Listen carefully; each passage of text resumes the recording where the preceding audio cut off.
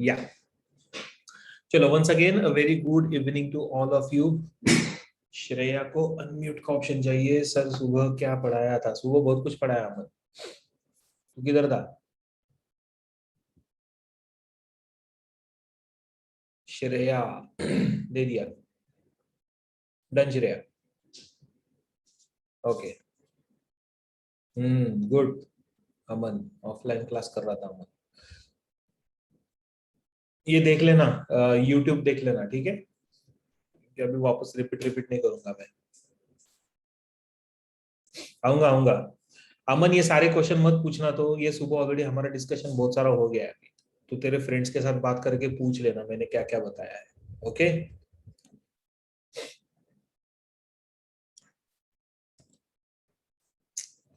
चलो now endomembrane system के बारे में थोड़ा सा पढ़ते हैं। इफ यू रिमेंबर सुबह हम लोगों ने पढ़ा था regarding the ribosomes, correct? Structure of ribosome पढ़ा।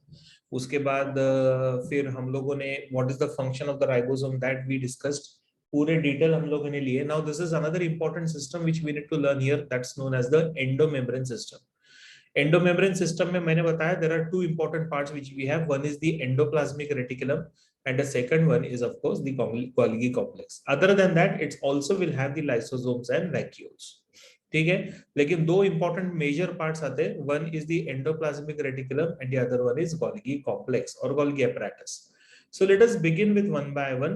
ये सारे क्या करते हैं? These are all working in coordination. तो इनका पूरा फंक्शन जो होता है वो कोऑर्डिनेटेड फंक्शन होता है। And because they are working together for one single work, that is why it is known as endomembrane system. ठीक है ना? we will try to understand one by one. सबसे पहला तो हम लोग पढ़ेंगे एंडोप्लाज्मिक रेटिकुलम। ना एंडोप्लाज्मिक रेटिकुलम शॉर्ट फॉर्म इसका आता है ER। ये हम लोगों ने या आप लोगों ने स्कूल लेवल पे भी पढ़ा होगा। What is the structure of the endoplasmic reticulum? So just remember one thing, that endoplasmic reticulum will start right from the nuclear membrane and will continue almost till the plasma membrane or the cell membrane. ठीक है? So it's a membrane bound organelle, a proper membrane रहता है इसको। So it's a membrane bound organelle which is basically found in all eukaryotic cells. ठीक है? सारे के सारे यूकैरियोटिक सेल्स में आपको ये मिलेगा। And as I said, because it is going to form और अदर पोजीशन इसका देखोगे तो it starts from the nuclear membrane and continues and almost gets connected to the plasma membrane. And because it is like this, therefore it forms a basic supporting framework. तो ये एक important point आता है. So it acts as a supporting framework for the entire cell. And of course helps to maintain the shape of the cell. तो पूरे cell का shape भी maintain हो जाता है उसकी वजह से. So that is the structure, basic structure, or externally how we see the morphology, जो हम लोग को कॉमन इसमें दिखाई देगा. Please write this down.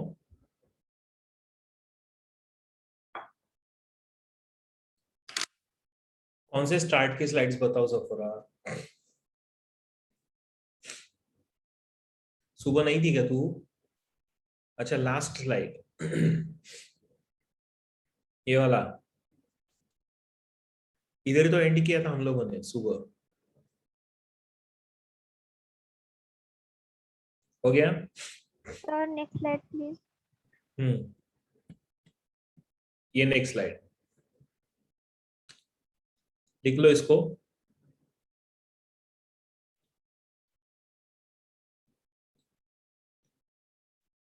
Lohita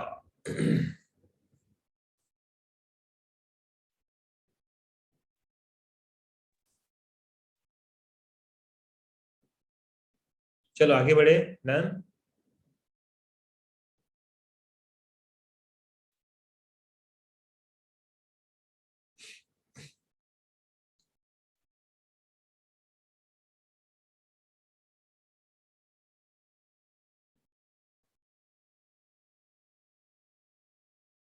yes sir.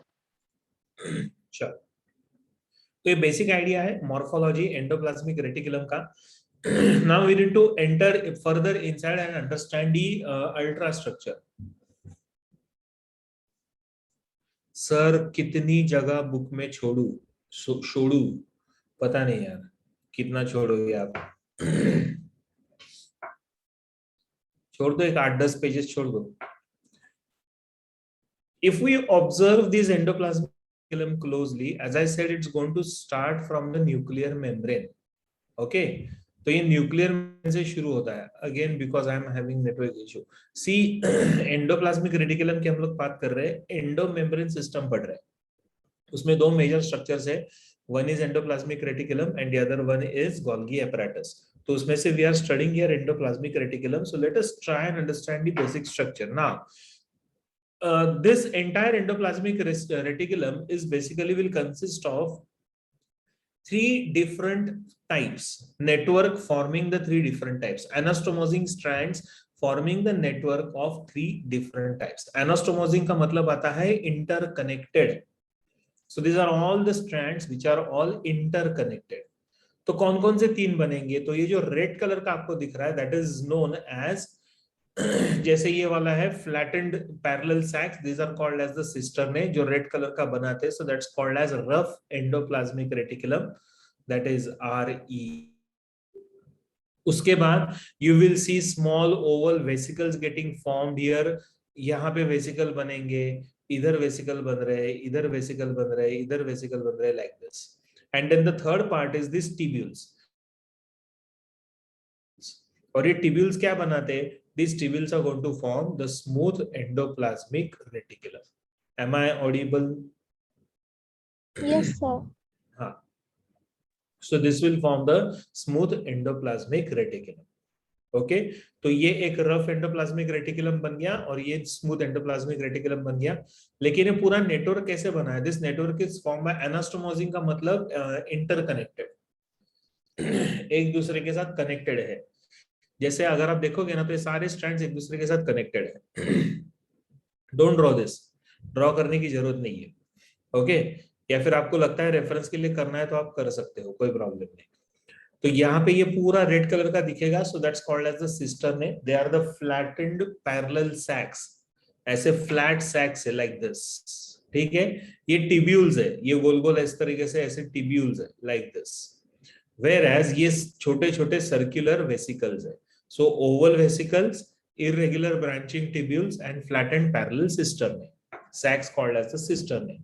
Okay, और ये सब तीनों मिलकर एक स्ट्रक्चर बनाते हैं, that is endoplasmic reticulum.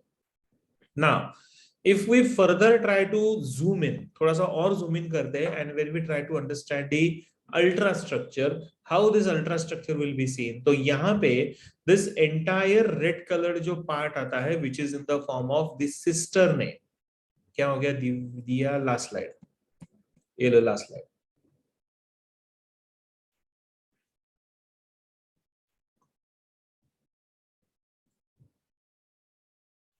तीन अलग अलग टाइप का नेटवर्क बनता है. एक flattened parallel sacs called as cisternae, दूसरा आता है इरेगुलर ब्रांचिंग टिब्यूल्स, और तीसरा आता है ओवल वेसिकल्स. हो गया दिया? Yes, sir. Okay, now if we observe the flat sacs, cistern को observe करते हैं, so the diameter of the lumen of these strands is around 400 to 700 angstrom. So that is the diameter. Now the membrane of endoplasmic reticulum is 60 angstrom thick. ये जो membrane होता है वो 60 angstrom thick होता है. इसके अंदर जो cavity है उसका diameter आता है 400 to 700 angstrom. Okay. And the matrix of the endoplasmic reticulum is different from the cytoplasm. Cytoplasm जैसा होता है वैसा इनके, क्योंकि अभी ये सैक हो गया ना, सैक मतलब एक कैविटी हो गया, तो ये कैविटी के अंदर कुछ ना कुछ तो होना चाहिए, तो इसके अंदर फ्लूइड रहेगा. So that fluid is known as the matrix. So this matrix is different than the cytoplasm. ये साइटोप्लाज्म थोड़ा अलग होता है because it contains various different types of enzymes for the production and maturation. Right, so ये एक important part है. This is also important part जो आपको याद रखना है. Please write this down.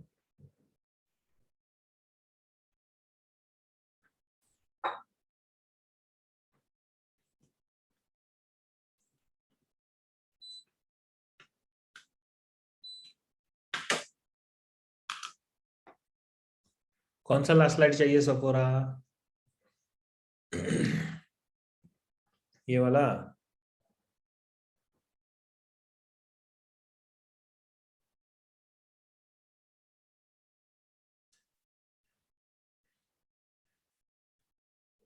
Okay, अब ये लिख लो, साइजेस आर इंपॉर्टेंट।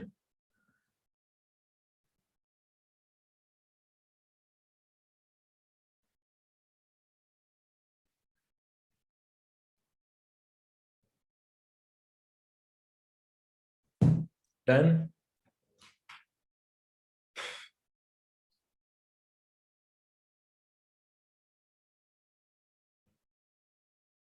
ये जो अंदर का कैविटी है ना, उसका डायमीटर अगर हम लोग मेजर करते हैं, ठीक है, फ्लैटेंड सैक्स है लेकिन फिर भी थोड़ा सा सर्कुलर होता ही है, तो उसका अगर डायमीटर यानी ल्यूमेन को अगर हम लोग कैलकुलेट करते हैं तो ल्यूमेन का जो डायमीटर होता है उसका साइज आता है 400 टू 700 एंगस्ट्रॉम। लेकिन ये मेम्ब्रेन है ना, ये फ्लैट सैक्स जो है, जैसे ये अगर ये फ्लैट सैक्स बना ऐसा, तो ये बाहर का मेम्ब्रेन है, तो इसका जो थिकनेस आता है that thickness is 60 angstrom. Membrane का थिकनेस आएगा 60 एंगस्ट्रॉम, ठीक है। So the red coloured part here, depending upon the presence or absence of ribosomes, the red colored part here will be known as rough endoplasmic reticulum, RER, and the one which does not have the ribosomes, जैसे for example ये tubular part, so this tubular part does not have the ribosomes, it is known as smooth endoplasmic reticulum, ACR. So we have two parts, one is the RER and the other one is ACR. अभी हमेशा याद रखो, जब ये organelles का development होता है तो it is always from the nuclear membrane, from inside to outside. So इसके लिए rough endoplasmic reticulum will give rise to smooth endoplasm, मतलब ये नया वाला यहाँ से बनता रहेगा और ये पुराना वाला जो है वो इसमें कन्वर्ट हो जाएगा स्मूथ एंडोप्लाज्मिक रेटिकुलम में, तो ये अलग से नहीं बनेगा। सो बन रहा है RER ओनली, ओके, ठीक है। यस, सो ये छोटे छोटे दिख रहे हैं ना आपको ऊपर सरफेस पे, छोटे छोटे बलून शेप्ड और ball shaped structure, so that is the ribosomes, Aditya. And because it appears rough ना, राइबोसोम की वजह से थोड़ा सा रफ दिखता है, इसके लिए उसको रफ एंडोप्लाज्मिक रेटिकुलम बोलते हैं। यहाँ पे राइबोसोम है ना, तो इनका सरफेस एकदम स्मूथ दिखता है, इसके लिए smooth endoplasmic reticulum. And remember RER will only give rise to ACR, इतना याद रखो, ठीक है। हो गया।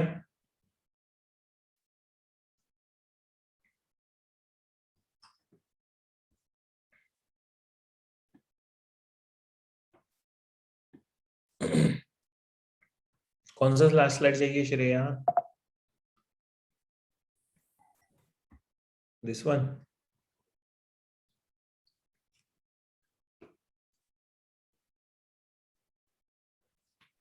Done sir. ओके, सो हम लोगों को ये दो पार्ट्स मिल गए। Now the type of endoplasmic reticulum is based on the presence और एब्सेंस ऑफ राइबोसोम। राइबोसोम रहेगा तो उसको हम लोग बोलते हैं rough endoplasmic reticulum, and if the ribosome is absent then it is known as smooth endoplasmic reticulum, ठीक है। Now what is the function of the smooth endoplasmic reticulum? So it is very important.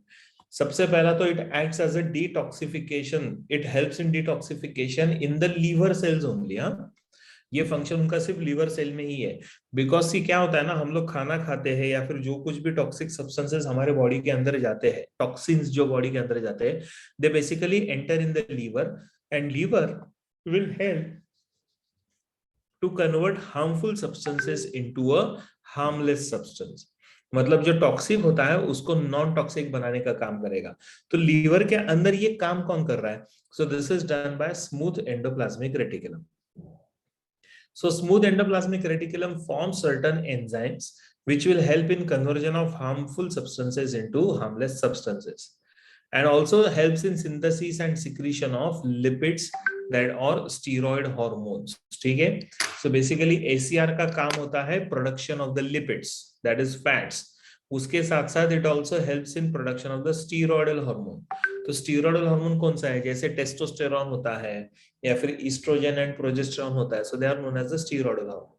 तो उनको produce करने के लिए SER, smooth endoplasmic reticulum, is important, right. So by mammalian gonads and adrenal cortex of the, जैसे ये वही है mammalian gonads होते हैं, मतलब जैसे मैंने बताया आपको मैमिलियन गोनाड्स यानी टेस्टिस एंड ओवरी। तो अभी मैंने बताया टेस्टोस्टेरॉन, ईस्ट्रोजन, प्रोजेस्टेरॉन, तो these are all called as what, they are all called as a steroidal hormone. तो वो बनाने में भी काम में कौन आएगा, ACR। So that is the work done bye ACR। तो एक इंपॉर्टेंट फंक्शन आता है स्मूथ एंडोप्लाज्मिक रेटिकुलम का। So it also acts as a precursor for secretory substances to Golgi apparatus. Golgi apparatus में secretory substances अगर आप देखोगे तो यहाँ पे ना इसको vesicles आते हैं, ठीक है, and these vesicles will get released and will get attached to the Golgi apparatus. तो ये vesicles कहाँ से निकलेंगे? So these vesicles will be released from the ACR only. So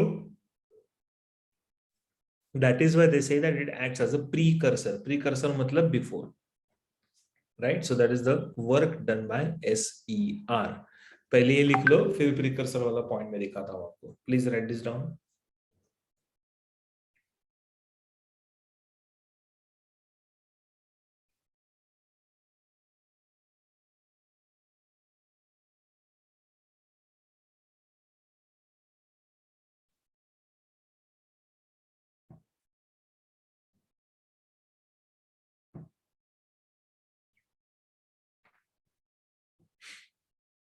sir steroid hormones कौन से रहते हैं? स्टीरॉयड हार्मोन मतलब वही ना जो मैंने अभी बताया, ईस्ट्रोजन एंड प्रोजेस्टेरॉन, मतलब they are all lipid based और कोलेस्ट्रॉल बेस्ड हार्मोन्स। टेस्टोस्टेरॉन, तो ये सब स्टीरॉयडल हार्मोन्स है।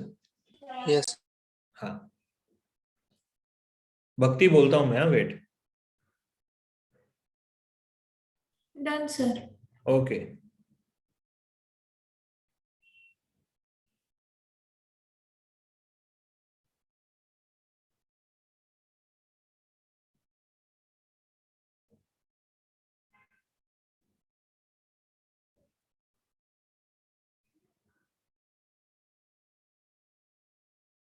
चलो शैल वी स्टार्ट, आगे बढ़े।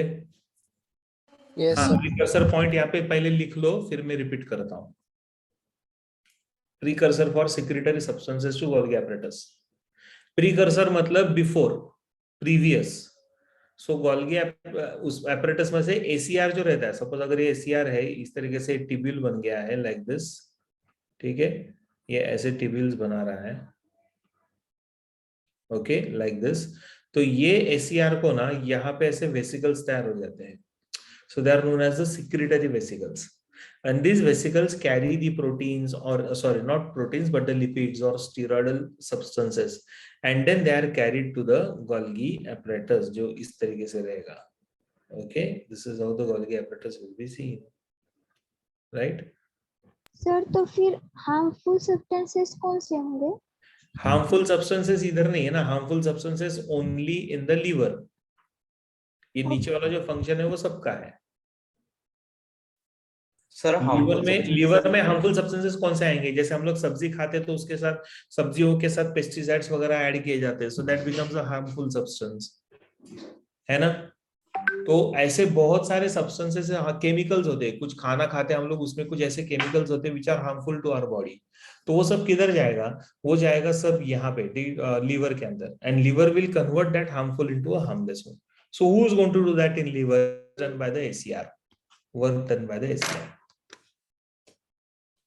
ठीक है। हाँ sir, does it include that urea and ammonia? no, urea and ammonia will be released out from the urine। Okay sir. हाँ, या तो नहीं होता है हमारे बॉडी में, मैमल्स में it is urea and uric acid, mainly urea. so this is urea basically will be released into the blood से it goes to the kidneys, and inside from the kidneys it is released out, ऐसा है। Sir वो आपने वो एक कोने पे वो गोल्गी लिखा है ना, तो उसके आगे क्या लिखा है वो? किधर कोने में गोल्गी लिखा है मैंने? ऊपर। हाँ, वेसिकल्स, VESICLES।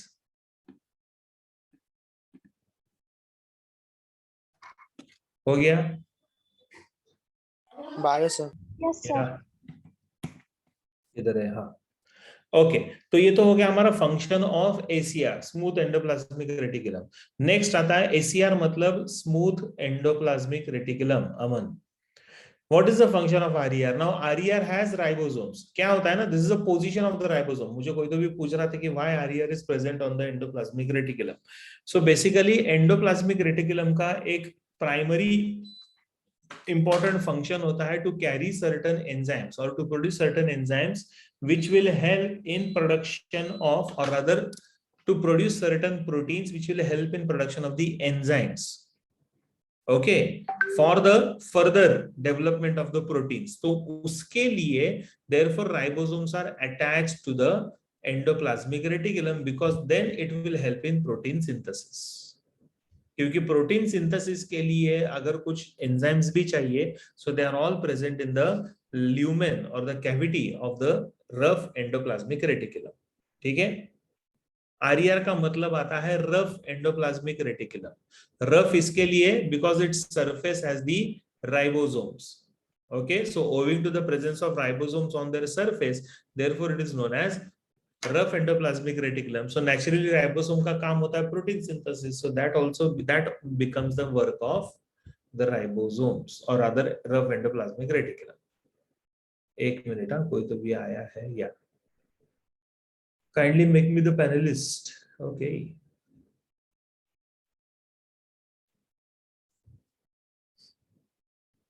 कर दिया.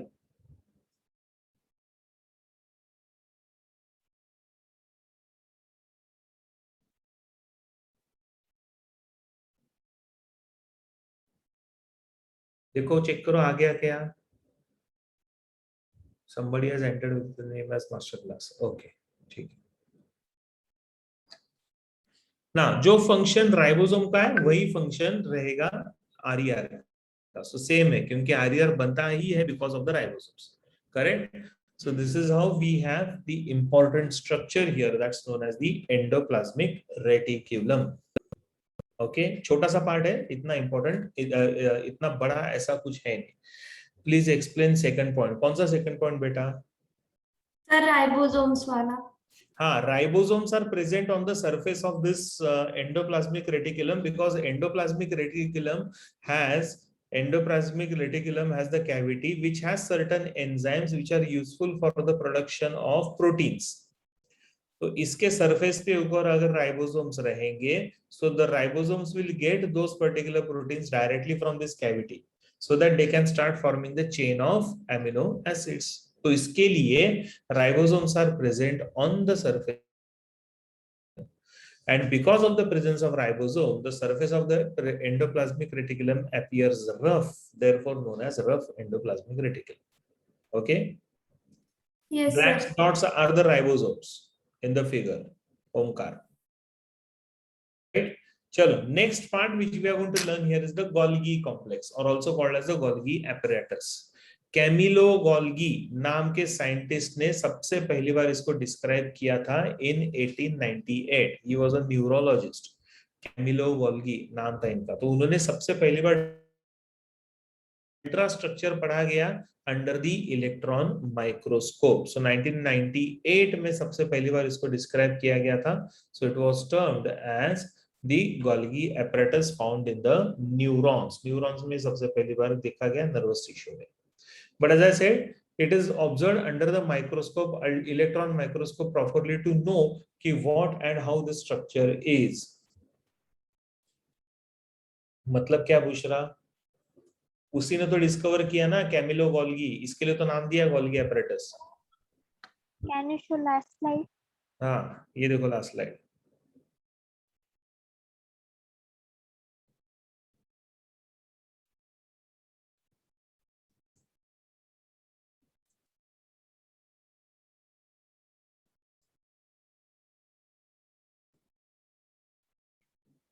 हो गया?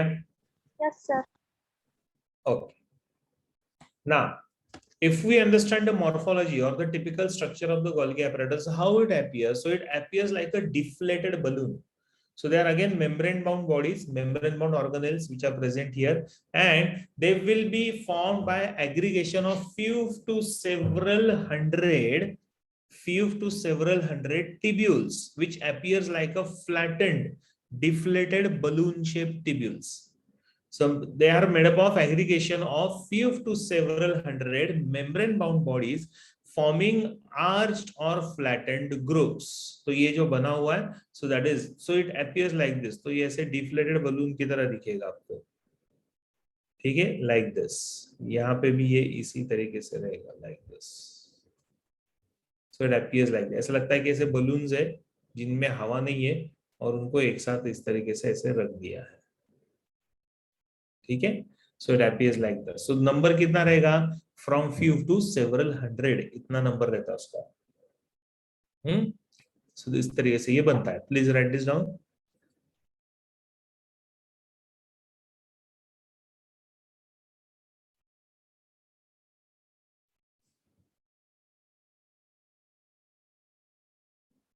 Finished?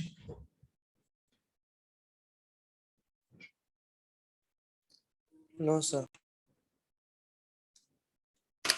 एक मिनट, मैं पानी लेके आता हूँ.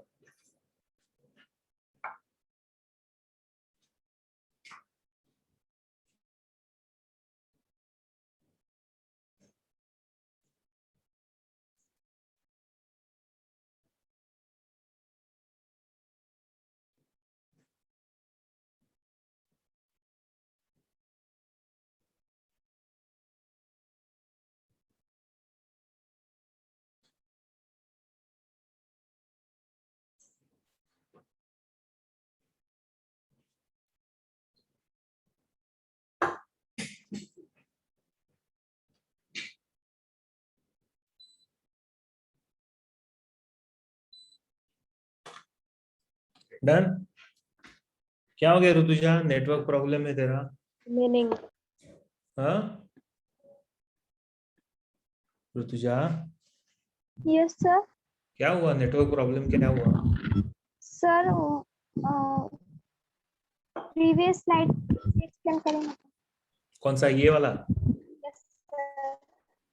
This one? Yes sir. अच्छा, अभी इसमें ना हम लोग there is aggregation of these deflated balloon shaped structures, and they are approximately few several hundred and they are all arranged parallel to each other. तो suppose अगर जैसे balloon हम लोगों ने लिया और उसको इस तरीके से arrange करना चालू किया, so how it will look? So it will look something like this.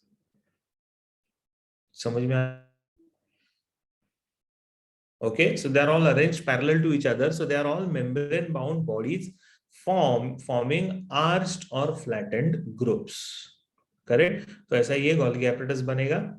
Ultrastructure, if we observe, so Dalton and Felix नाम के जो साइंटिस्ट है, were the first to describe the ultrastructure of Golgi apparatus. उन्होंने सबसे पहली बार describe किया, and it was of course described under electron microscope in the year that is 1954. 1954 में पहली बार इसको डिस्क्राइब किया गया. How did they describe? क्या क्या उन्होंने देखा और क्या क्या ऑब्जर्व किया? Now electron microscopy reveals the presence of lamellae. Now what are lamellae? Lamellae are nothing but the flattened sac-like structures having a proper membrane, जिसको एक proper membrane रहता है. क्या हुआ? Last slide.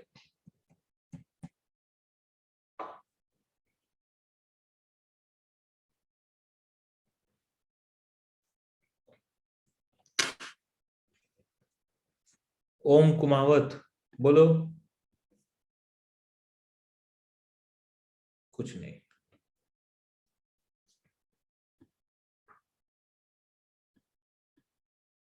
Finished? No sir. Remaining.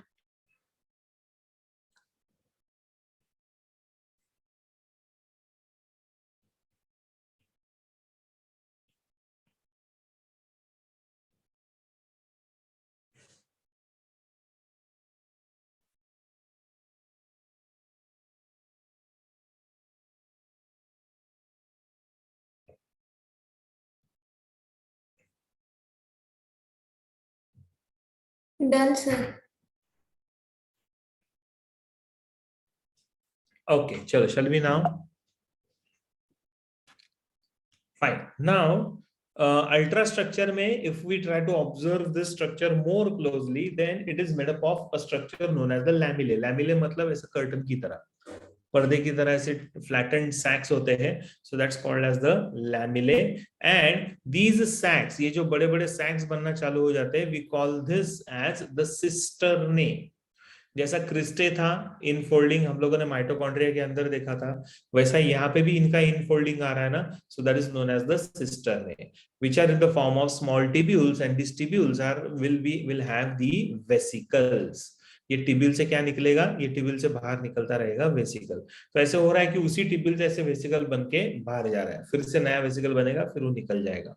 So the cavities which are present here, these cavities are called as the cisternae. Lamellae are nothing but the flattened sacs or saccules, and there is a presence of the small tubules, and these tubules will have the vesicles. ये tubules में रहता है vesicles, and vesicles will carry all the necessary substances. So they are always filled with the amorphous or granular substances. Amorphous मतलब powder की तरह, granular मतलब दानों की तरह। ओके, ग्रैन्युलर जैसे रवा आता है ना, सूजी बोलते हैं हम लोग उसको, सो दैट इज बेसिकली ग्रैन्युलर। और वही एमोर्फस मतलब जैसे व्हीट फ्लोर रहता है, so that is amorphous, powder की तरह होता है। Okay, so that is how the vesicles will carry these substances. The diameter of the vesicles is going to be 0.5 to 1 micron. ये vesicle का diameter है. What is the diameter? 0.5 to 1 micron. So that is the diameter. ठीक है, अभी ultra structure लिखो फटाफट।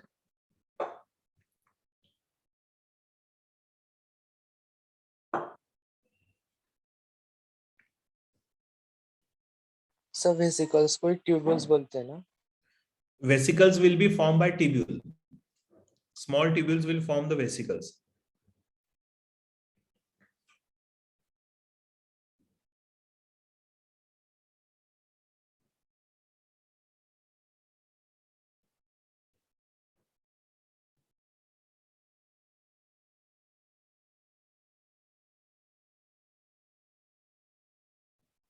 Sir sister में क्या रहता है? क्या? सिस्टर ने सिस्टर ने इज दिस कैविटीज, ये जो बना है ना इधर, see I am drawing with the red, so this is known as the cisternae. ये मींस पूरा, कैविटी। हाँ, ये नहीं, ये वाला जो कैविटी बन रहा है ना इधर, so this is called as the sister ने।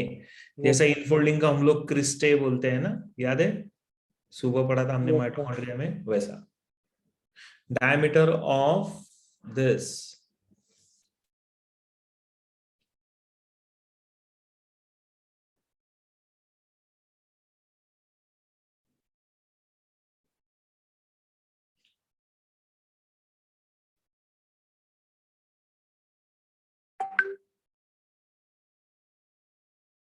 चलो, shall we?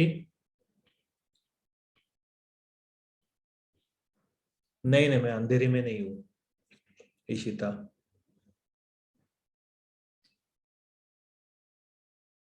क्या हो गया अमन?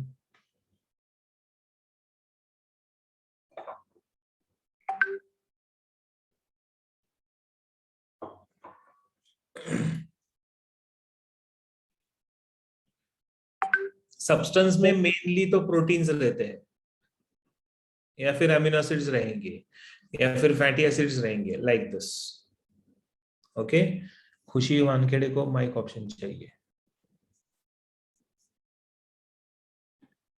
दे दिया। चलो, हो गया क्या ये? आगे बढ़ते हैं।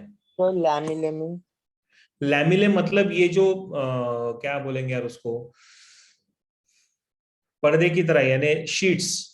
अभी देखो ये ऐसा बना है, ये शीट है ना इधर, like this, so this is called as a lamella. ये जो दिख रहा है ना आपको, this is lamella, this. Yes.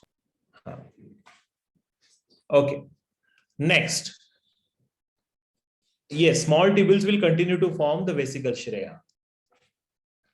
Lumen का मतलब आता है कैविटी ना, स्पेस गौरी, ल्यूमिनल स्पेस मतलब कैविटी और स्पेस। अभी देखो ये कैसे काम करता है। नाउ इफ यू रिमेम्बर, हम लोगों ने पहले पढ़ा था कि endoplasmic reticulum also forms the secretory vesicles, and this secretory vesicle generally contains what? Generally it contains the proteins which are manufactured by the ribosomes. Now these proteins may not be in a matured form, or the cell need to change its structure and make it more complex. तो वो बनाने का काम करेगा. So that is done by the Golgi apparatus. So what happens here is that Golgi apparatus will have one region, one end of the Golgi apparatus which is facing or closer to the rough endoplasmic reticulum, or which is facing the rough endoplasmic reticulum, is known as the cis phase. CIS. It's called as the cis phase or forming phase. मतलब यहाँ पे क्या बनेगा? यहाँ पे बनेगा vesicle. So the vesicle will be released from the endoplasmic reticulum. Then this vesicle will get merged with the lamellae or the wall of the Golgi apparatus, so that whatever substance which is present in these vesicles will get added here in this particular cavity. तो Golgi apparatus के cavity में आ जाएगा. So cis phase is always going to be a convex phase. ठीक है, ये हमेशा convex रहता है. बाहर का देखोगे तो वो concave रहेगा. So exactly opposite रहता है उसके trans phase, and trans phase is also known as the maturing phase, and it's always going to be a concave one. तो यहां से क्या होगा? The vesicles will mature or the mature substances will start getting released out from the vesicle. मतलब एक बार suppose अगर ये protein है, ये वेसिकल ने प्रोटीन को रिलीज किया, तो ये प्रोटीन ये वाले सिस्टर ने से इसमें जाएगा, फिर इधर से इधर पास होगा, फिर इधर से इधर पास होगा, फिर इधर से इधर पास होगा, फिर इधर से इधर पास होगा. By the time it reaches here, this cavity has the enzymes, and these enzymes will help in maturation of this protein molecule. जैसे ये प्रोटीन मॉलिक्यूल मैच्योर हो जाएगा, it will be released out from the trans phase, which is also known as the maturing phase. So matured molecule of proteins will be released out. आप देखो यहाँ पे किस तरीके से ये बाहर निकल रहा है. Get in this? So the materials from endoplasmic reticulum are packaged in cis phase. जितना भी मटेरियल होता है उसको पैक करके गोल्गी apparatus के अंदर डालने का काम कौन करेगा? cis phase. और trans phase क्या करेगा? Proteins are synthesized and released from the trans phase. जो प्रोटीन सिंथेसाइज हुए हैं उनको मैच्योर करके रिलीज करने का काम करेगा, that is trans phase. So how it will look like? तो अगर आप ये डायग्राम देखोगे ना तो इसमें आप लोगों को अच्छे से पता चल जाएगा. एक मिनट. हाँ, I'll just rub this. Okay.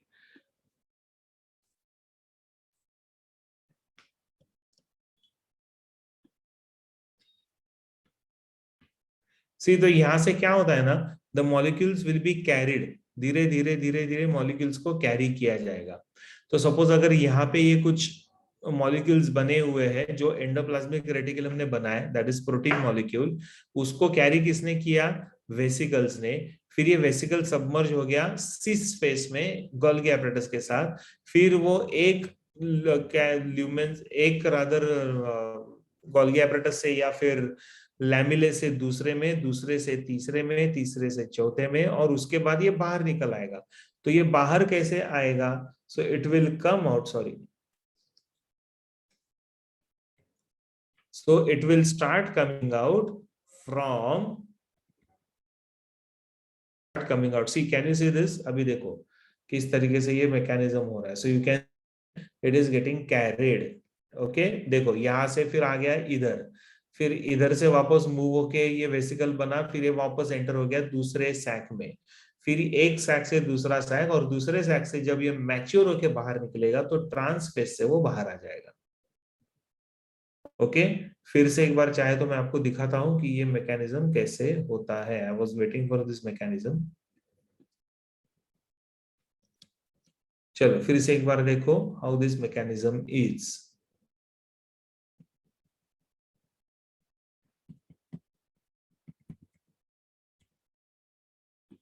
अरे अब भी चालू होता.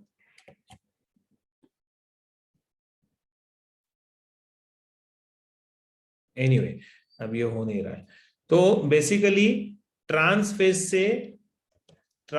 से ये कैरी होगा गोल्गी apparatus के अंदर. गोल्गी apparatus में ये जो कैविटीज है, ये कैविटीज के अंदर बहुत सारे ऐसे एंजाइम्स है which will help in maturation of these proteins.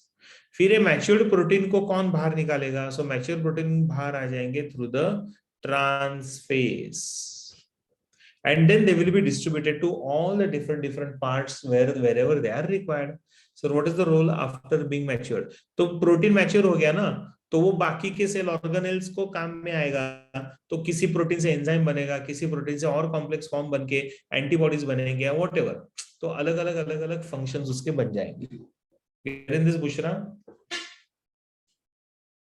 Sir last slide. हाँ, कौन सा लास्ट स्लाइड रहे? ये वाला? हाँ ये वाली। सर ये कॉन्वेक्स और कॉनकेव का नहीं समझा। अरे शेप है बेटा, ये क्या है? शेप है ये नहीं सर वो पता है, पर मैं फिर वो ये गोल्गी सरफेस कॉन्वेक्स है ना, और ये concave सरफेस कॉन्केव है। So convex surface is cis face and concave surface is trans face, ऐसा याद रखो। हाँ यस सर। हाँ, और सेल में भी होते हैं ना सर फ्री? यस। तो सेल में जो फ्री, सपोज अगर यहाँ पे राइबोसोम रहेगा, यहाँ पे राइबोसोम रहेगा, तो ये राइबोसोम क्या करेगा? ये राइबोसोम अगर किसी प्रोटीन मॉलिक्यूल को ये कर रहा है, यानी प्रोड्यूस कर रहा है, so this protein molecules will directly gain entry, तो सीधा एंट्री ले लेंगे, but the entry will take place only from the cis space. Can you tell how to write this? Ultra structure में लिखो the Golgi apparatus one end which is closer to the endoplasmic reticulum is known as the cis phase or the forming phase, which is convex in structure, and exactly opposite to that will be the trans phase or maturing phase, which is concave in nature. So material from ये as it is sentence लिख दो। Diagram अगर आप निकालोगे तो diagram से आपको और ज्यादा क्लियरली समझ में आ जाएगा। So if you want you can draw this diagram also. तो डायग्राम निकालोगे तो और इजी जाएगा आपको समझने में। सर वो जो आपने सेंटेंस बोला लिखने का, वो एक बार रिपीट करेंगे? कैसा करोगे आप? कैसा लिखोगे कि अल्ट्रा स्ट्रक्चर में Golgi apparatus is one end which is closer to the or which is facing the endoplasmic reticulum is the cis phase, क्योंकि एंडोप्लाज्मिक रेटिकुलम को फेस कर रहा है ना, सो it is cis phase which is convex in nature, and opposite to that will be trans phase, which is also known as maturing phase, which is concave in nature. Yes, the cis phase will receive the material from endoplasmic reticulum. Let it be smooth, let it be rough endoplasmic. लेकिन जो ये वाला face क्या करता है? ये वाला face receiving का काम करता है। फिर मटेरियल इसके अंदर प्रॉपरली मैच्योर होगा और पैक होगा, और ट्रांस फेस का काम होता है टू रिलीज द मटेरियल को रिलीज करके डिस्ट्रीब्यूट करने का काम करेगा। So that is done by the trans phase.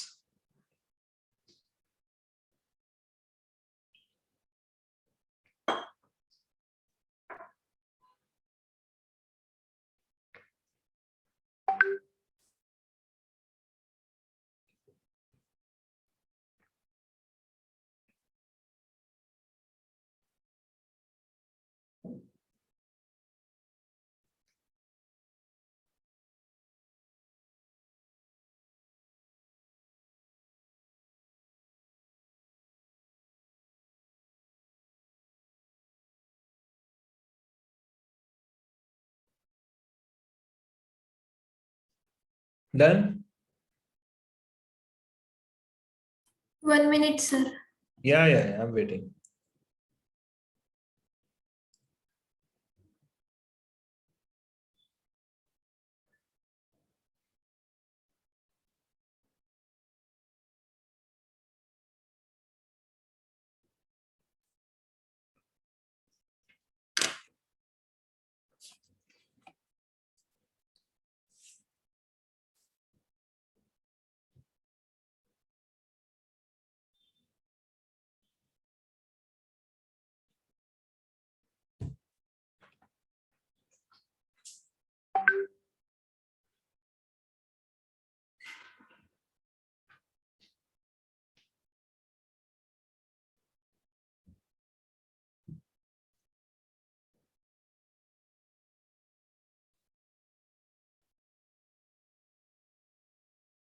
Sir, sir endoplasmic reticulum से वेसिकल्स बनेंगे और फिर वो गोल्गी कॉम्प्लेक्स को अटैच होगे क्या? हाँ, सिस फेस को अटैच हो जाएंगे और वहां पे वो फेस के साथ मर्ज हो जाते हैं, क्योंकि दोनों मेम्ब्रेन का स्ट्रक्चर सेम होता है। तो जैसे वो मर्ज हो जाएगा ना, तो वो रिलीज क्या करेगा, जो प्रोटीन सब्सटेंस उसके अंदर है वो। Yes sir. फिर ये इसी के ट्रांसफेज से बाहर आएगा, फिर इसका सिस फेस उसको लेगा, फिर इसके ट्रांसफेज से बाहर आएगा, फिर इसका सिस फेस लेगा। ऐसे करते करते वो एक सैक से दूसरे सैक, दूसरे से तीसरा सैक, तीसरे से चौथा सैक, आखिरी वाले सैक में वो पूरी तरह से मैच्योर हो जाएगा ना, तो it is going to form another vesicle and that vesicle will carry matured substances. Okay. Okay? Yes sir. Yes. बोल रहेंगे क्या या छोटे बड़े करेंगे? सर वो सेक्स है ना, वो इक्वल रहेंगे, इक्वल पार्ट में, या स्मॉल या बिग? नहीं, depends on the substance which is being carried ना, तो अनइक्वली रहता है वो। हाँ,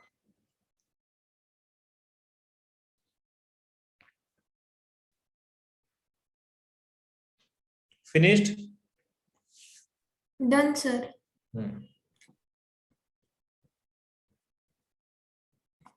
So what is the function? How do we describe the function of the Golgi apparatus? तो सबसे पहला तो it chemically modifies the material, so it has certain enzymes which helps in modification of these substances. So proteins are synthesized as amino acids, right? No, proteins are synthesized from chain of amino acids. So chain of amino acid will form a protein molecule. Not as amino acid, it is synthesized from amino acid. Second, secretion of glycoproteins and glycolipids. Okay? And the third one is, of course, the storage of proteins, carbohydrates, and lipids or fats.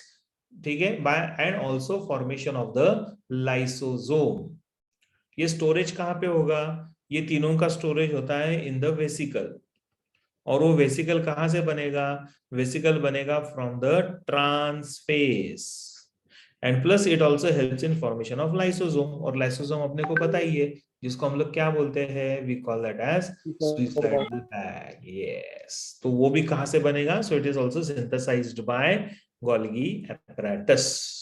Okay, चलो लिखो।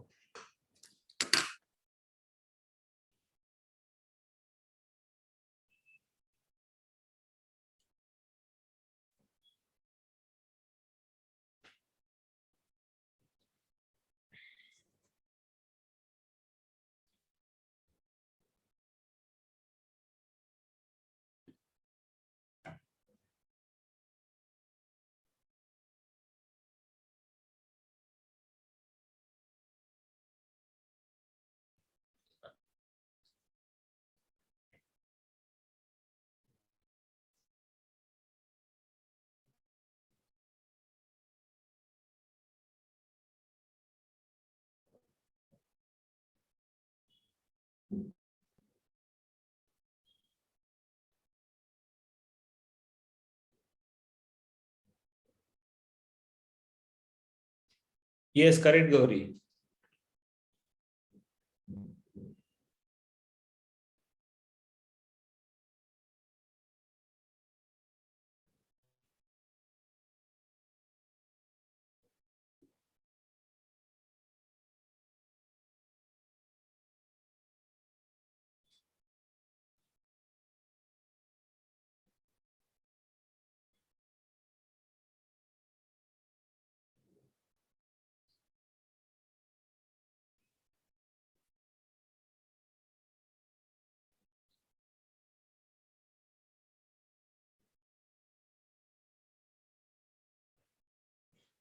Finished? Yes sir. Bye sir. What, Gauri? What is that possible? पूछ रही है तू।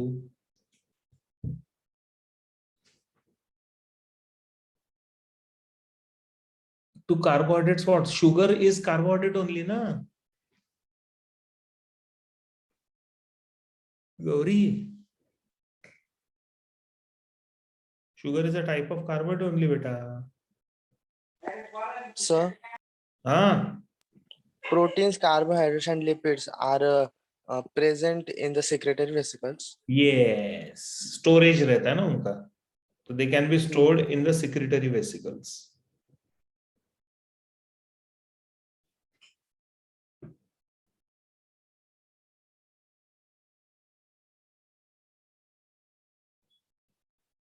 ठीक है,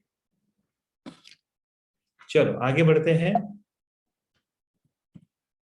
ना. तो हम लोगों ने एंडोमेम्ब्रेन सिस्टम के ये दो इंपॉर्टेंट स्ट्रक्चर्स तो पढ़ लिए, that is endoplasmic reticulum and the Golgi apparatus. तो ये दो मेजर स्ट्रक्चर्स तो हो गए. अभी नेक्स्ट जो मेजर स्ट्रक्चर्स आते हैं दैट इज द लाइसोसोम्स. ठीक है, and then comes the vesicles. Okay, lysosome अपने को पता ही है, we call lysosome as what? Lysosomes are known as the suicidal bag. Very important structure. अच्छा, सिर्फ सुइसाइडल बैग करके काम नहीं करता, इसके बहुत सारे फंक्शन होते हैं. लाइसो मतलब लाइसिस, लाइसिस मतलब ब्रेकडाउन और डाइजेशन, एंड सोमा मतलब body. So it helps in breaking down certain substances. So it was termed in 1955 by the scientist जिनका नाम में डी डेव नाम के साइंटिस्ट थे. इन्होंने सबसे पहली बार इसको नाम दिया, that is लाइसोसोम. लाइसो मतलब लाइसिस, सोमा मतलब body. So a particular cell or the cellular structures are lysed, the meaning broken down by this particular structure. So that is why it is termed as lysosome. तो ये एक नाम है इनका. Now morphology या फिर structure lysosome का अगर हम Could you show the last slide for a second? हाँ हाँ, Yes, sir, done. D div is the name of the scientist. Yes Deepika, correct हो गया.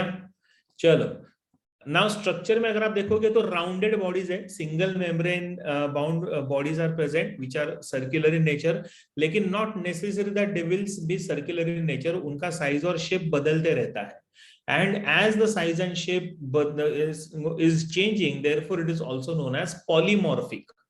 पॉलीमॉर्फिक मतलब many shapes and sizes, poly मतलब many, so it can be round, elliptical और highly irregular.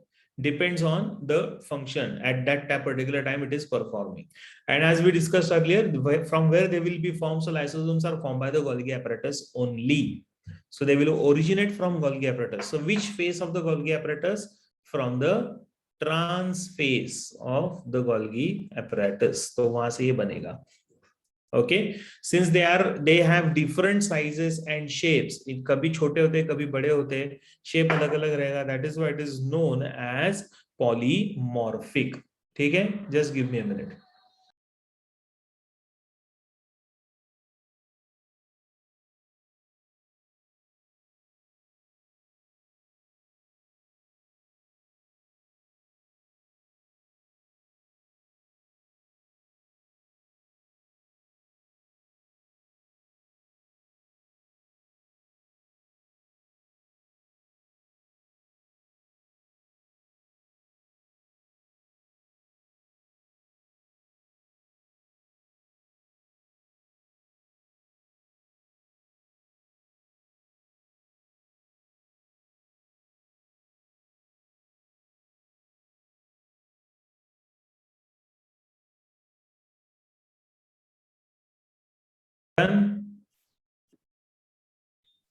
Polymorphic का meaning समझा ना आपको? पॉलीमॉर्फिक मतलब डिफरेंट साइज एंड शेप, क्योंकि उसका काम ही वैसा होता है इसके लिए.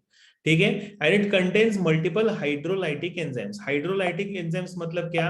The enzyme, the lytic enzymes which works in the presence of water. Okay, इसके लिए उसको हाइड्रोलाइटिक एंजाइम्स बोला गया है. So present in all animal cell except for the RBCs. Very important point from MCQ point of view. Lysosomes are present in all the cells, animal cells, except for the RBCs. RBCs में lysosomes होते नहीं है, इतना याद रखो. ठीक है,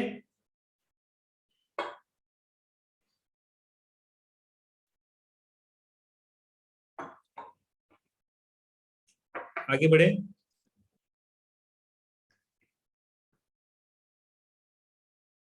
sir hydrolytic enzyme ने समझे. हाइड्रोलाइटिक मतलब क्या होता है? जैसे लाइसिस का काम कर रहे हैं ना, ब्रेकडाउन का काम कर रहे हैं. So for the breakdown process they require watery condition, aqueous medium.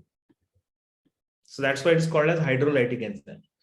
Water को ब्रेक डाउन नहीं करेंगे. In the presence of water they will break down. जैसे if the cell is attacked by micro organism, so that will be killed by this lysosome, है ना. Organelle अगर worn out हो जाता है या फिर ओल्ड हो जाता है तो उसको मारने का काम कौन करेगा? So that is also done by the lysosome. So that is how it works. ठीक है, चलो आगे बढ़े. Yes sir. Yes sir. Pooja, Pooja को अलाउ करो प्लीज. पूजा,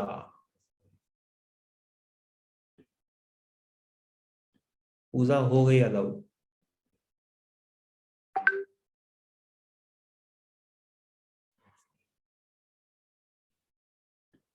चलो ना, स्ट्रक्चर थोड़ा सा पढ़ लेते हैं. अभी स्ट्रक्चर बहुत ज्यादा अलग कुछ है नहीं. It is a single membrane bound structure which is either spherical in shape और irregular shape. So what are its contents? What are its contents? तो इसके अंदर क्या क्या रहेगा? तो जैसे for example there are certain hydrolytic substances which are present, which of course will act as an enzyme. So break down in the presence of water, as I said, enzymes which will help in breaking down of the substances in the presence of water. For example, the substances are like proteins. So proteins are broken down by the enzyme known as protease, which is in the presence of water. दिया को क्या चाहिए? Last slide, एक minute. हाँ ये लो last slide दिया. हो गया? Yes sir. Okay, so let us understand this कि कौन से सब्सटेंसेस होते हैं और वो सब्सटेंसेस को कौन सा एंजाइम ब्रेक डाउन करता है in the presence of water. So hydrolytic enzymes. Okay, for example proteins are broken down inside the lysosomes by protease. Lipids are broken down by lipase. Then carbohydrates are broken down by glycosidase, तो glucose बनेगा. Nucleic acids are broken down by nuclease. Phosphates are broken down by acid phosphatase and sulfates are broken down by sulfatase. तो अगर कोई भी substance जैसे access में है या फिर उसको इसकी जरूरत नहीं है, जैसे for example proteins are broken down, इसको हम लोग डीअमाइनेशन बोलते हैं इन अनदर लैंग्वेज, राइट. तो लाइसोसोम्स में ऐसे कौन से एंजाइम्स होते हैं जो प्रोटीन्स का ब्रेकडाउन करेंगे? तो प्रोटीन्स. लिपिड्स के ब्रेकडाउन के लिए लिपेज, कार्बोहाइड्रेट्स के ब्रेकडाउन के लिए ग्लाइकोसाइडेज, न्यूक्लिक एसिड्स के लिए न्यूक्लियस, फॉस्फेटेज के लिए एसिड फॉस्फेटेज, सल्फेट्स के लिए सल्फेटेज. टेबल के फॉर्म में लिखो बेटा संजीवनी. So these are the substances, hydrolytic substances and enzymes. Hydrolytic substances मतलब क्या? These are the substances which will break down only in the presence of water. ठीक है?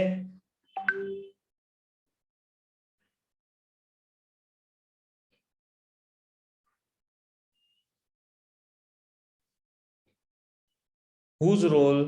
सर ट्रांसफेस नहीं समझा मुझे. बुशरा कहाँ जा रही है तू पीछे पीछे? ये सपोज ये ऐसा बलून शेप गोल्गी एपरेटस है. बुशरा ध्यान दे इधर. ये बलून शेप गोल्गी एपरेटस है. ये वाला जो फेस है ना, इसको हम लोग बोलते हैं सी स्पेस. तो सपोज अगर कोई प्रोटीन मॉलिक्यूल, अच्छा ये बुशरा का अभी, अच्छा पुराना मैसेज है. वही सोचो ऐसे क्या हो गया अचानक. सॉरी.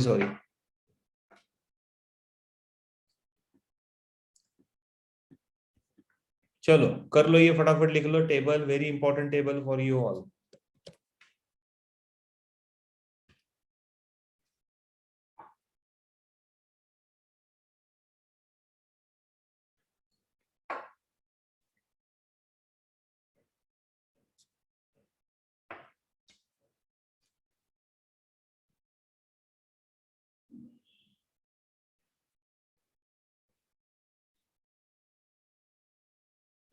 ब्रेकडाउन होने के बाद if these substances are required will be reutilized और they will be completely destroyed. ठीक है? सपोज अगर ब्रेकडाउन होके एमिनो एसिड्स बना, अगर वो एमिनो एसिड्स की फिर से जरूरत है तो it will be reutilized by the other organelles, क्योंकि लाइसोसोम उसको छोड़ देगा फिर, या फिर उसको बाहर निकाल देगा out of the cell in the blood. Finished? Bye sir. या डांसर. अच्छा ओके. ना how is the working of the lysosome? So any structure or a part within the cell is produced in excess. Suppose mitochondria है या फिर और कोई part है which is produced either in excess or if it is worn out या फिर old हो गया है. ये ले आदित्य, हो गया आदित्य? आदि Done, sir. ओके चलो. So suppose if any structure मतलब ऑर्गेनेल ना, सेल के अंदर का कोई organelle which is within the cell is produced in excess, then what happens here is that the lysosome will destroy that particular part. तो वो part को ही डिस्ट्रॉय कर देता है. So that is what is known as digestion of intracellular parts. So the intracellular मतलब the parts which are present within the cell. Suppose if the mitochondria is in excess, it has to be destroyed. तो उसको destroy करने का काम कौन करेगा? It is done by the lysosome. So lysosome will basically work as a work for digestion of the intracellular part, which is known as autolysis or also called as autophagy. मतलब ये lysosome क्या करेगा? It will change it shape, it will take that particular part within it, उसके अंदर वो ले लेगा, उसके अंदर जो एंजाइम्स रहेंगे hydrolytic enzyme, they will destroy that part completely and then it is released out from the cell. तो वो सेल से बाहर निकल जाएगा. So this is very important working done by this lysosome that is known as autolysis or autophagy. So as you can see here, digesting organelle, जैसे mitochondria को इसने digest कर लिया कि माइटोकॉन्ड्रिया को ही खा लिया. Since it is digesting its own organelles, ये खुद के ही ऑर्गेनेल्स को खाता है या फिर उसको worn out ऑर्गेनेल्स को खत्म कर देता है, that is why it can also be known as a demolition squad.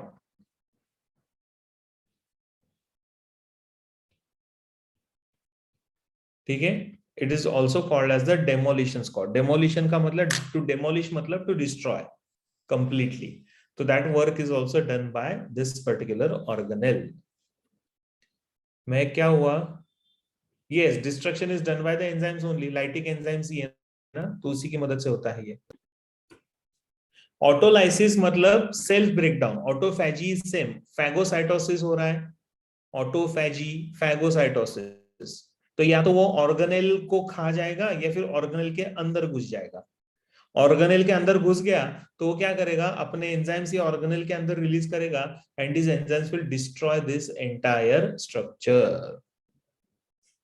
Okay, so that is autophagy. Phagocytosis होता है ना, to swallow and engulf, so उसी से रिलेटेड है ये. Write this down.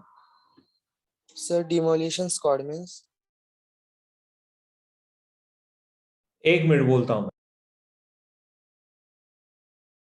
Yes sir.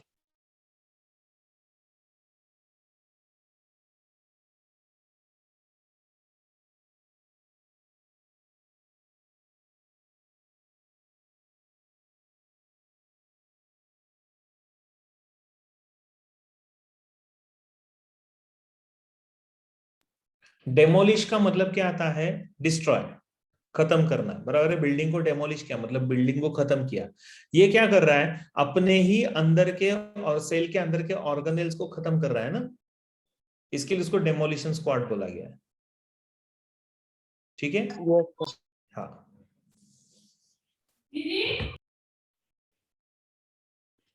Finished.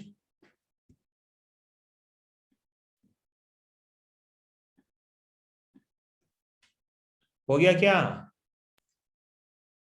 Yes, भाई sir. लोग और उनकी बहन लोग डन. सर ऑटोलिसिस और ऑटोफैजी सेम है क्या? Same same same. Either you call this as autolysis or autophagy. Shall we? Yes sir. Yes. Okay, चलो next. When the cell has completed its function, जब ये पूरे सेल ने अपना काम खत्म कर दिया है and it's about to die, at that time all the lysosomes which are present within the cell they will burst. Cell के अंदर ही वो फट जाएंगे, burst हो जाएंगे and then what happens? They will kill the entire cell. And since it kills the entire cell, यानी पूरे cell को ही खत्म कर देता है, इसके लिए उसको क्या बोला गया है? That's called as cellular digestion. So we call this as the suicidal bag. क्या है ये दीपिका? एपोप्टोसिस, सुइसाइडल बैग ना? हाँ ठीक है। ये सेल खुद ही खत्म कर लेता है अपने आप को।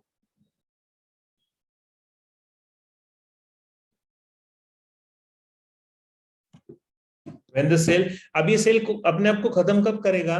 जब ये सेल worn out हो जाता है, ओल्ड हो जाता है, या फिर like the cell is almost about to die. So that time it will destroy itself completely. Okay, and this is all done by the lysosome. तो ये lysosome कैसे करेगा? Suppose एक मिनट, सपोज अगर यहाँ पे जैसे फॉर एग्जांपल ये सेल है, ये सेल के अंदर न्यूक्लियस है, फिर इधर एंडोप्लाज्मिक रेटिकुलम है, या फिर यहाँ पे जैसे माइटोकॉन्ड्रिया है, इधर माइटोकॉन्ड्रिया है, so it's going to have the lysosomes. ऐसे लाइसोसोम्स रहेंगे, तो ये लाइसोसोम्स ये सेल के अंदर ही फट जाएंगे, and then they will release their enzymes within the cell itself. तो हर जगह पे अगर ये एंजाइम्स आ गए तो ये सारे एंजाइम्स क्या करेंगे? They will start destroying all the organelles, thus the entire cell will be destroyed. तो पूरा का पूरा सेल खत्म हो जाता है। ठीक है, so that is known as the cellular digestion or also called as suicidal bags.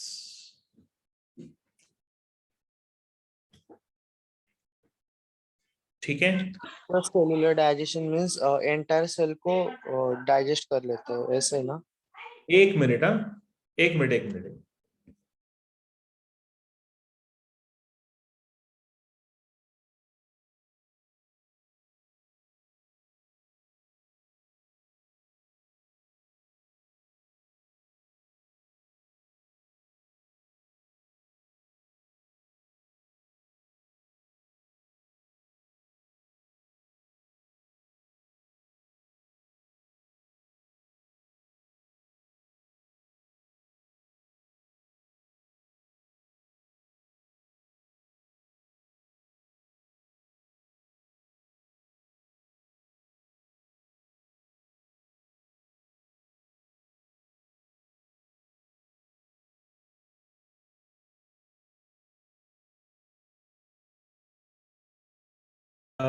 क्या पूछ रहे थे तुम लोग? somebody was asking me something. Sir हाँ सेलुलर डाइजेशन मींस वो खुद के म्हणजे पूरे सेल को डाइजेस्ट कर देता हाँ, है। पूरे सेल को खत्म कर देता है। कैसे खत्म करेगा? जो सेल के अंदर फट जाएगा, सेल के अंदर फटेगा तो सारे एंजाइम वो सेल के अंदर फैल गए, बराबर? और सारे एंजाइम अगर सेल के अंदर फैल गए तो सेल के अंदर जितने भी ऑर्गेनेल्स है, या तो वो प्रोटीन से बनते हैं, ग्लूकोज से बनते हैं, लिपिड से बनते हैं, सो दे आर ऑल डाइजेस्टेड। तो पूरा सेल ही खत्म हो गया। सो हाँ, जब जब ये कुछ काम के नहीं रहते, यानी कि पूरा नहीं हो जाते लाइसोसोम, तो वो जब फटते तो हर बार सेल डाइजेस्ट हो जाता है क्या? Yes, most of the time, not every time but most of the time. तो स्पेशली कौन से सिचुएशन में? इसलिए यहाँ पे देखो ना, कंडीशन क्या है, when the cell has completed its function and is about to die, so that time कैसे हो जाएगा? तो लाइसोसोम ब्रेकडाउन हो जाएगा। और लाइसोसोम क्या कर रहा है? अपने ही सेल को खा रहा है ना, खुद के सेल को खत्म कर रहा है, इसके लिए उसको सुइसाइडल बैग बोला गया, आत्महत्या कर रहा है, ऐसा हो गया वो। खुशी समझा? तो जब हमने पहले पढ़ा था ना एसएससी में, तो हाँ। उसमें लिखा था कि जो पुराने लाइसोसोम्स होते हैं ना, उसको दूसरे जो नए लाइसोसोम वो खा लेते हैं और फिर उसको ब्रेक नहीं डाउन। नहीं, तूने कुछ गलत पढ़ा। पुराने लाइसोसोम नए लाइसोसोम को, या फिर नए लाइसोसोम पुराने लाइसोसोम को क्यों खाएंगे? ये हम लोग सुइसाइडल बैग की बात कर रहे हैं ना, मतलब पूरे सेल का डिस्ट्रक्शन। Yes sir. हाँ ठीक है, so that is how it is done. खुशी, आपको क्या प्रॉब्लम है?